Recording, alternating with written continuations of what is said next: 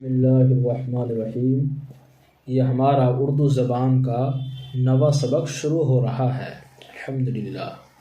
تجارت، زراعت، یہ زے کا نقطہ ہے، یہاں زے بنا ہوا ہے، اصل زراعت۔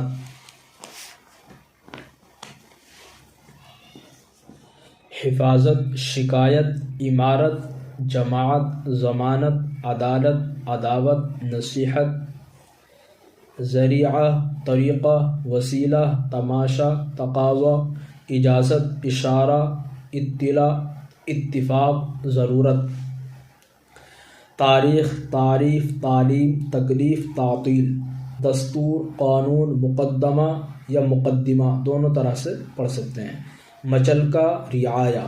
نتیجہ، تعداد، تکرار، تصویر، تدبیر۔ زراعت کا طریقہ، تجارت کی ضرورت، عداوت کا نتیجہ، عدالت نے مقدمہ کے فیصلے کی تاریخ مقرر کی، عداوت کے سبب سے رعایا کا مچلکہ لیا گیا۔ تصویر بنانے کا طریقہ، تعطیل میں سیکھ لو، جو نصیحت نہیں سنتا وہ تکلیف اٹھاتا ہے۔ سبق نمبر 10۔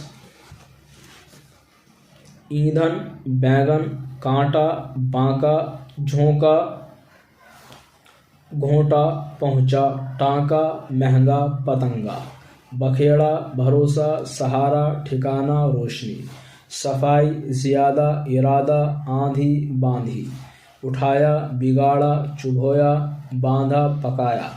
گیلا ایندھن، اودا بیگن، دھیمی روشنی، آندھی کا جھونکا، صفائی کا ارادہ، چراغ کی روشنی۔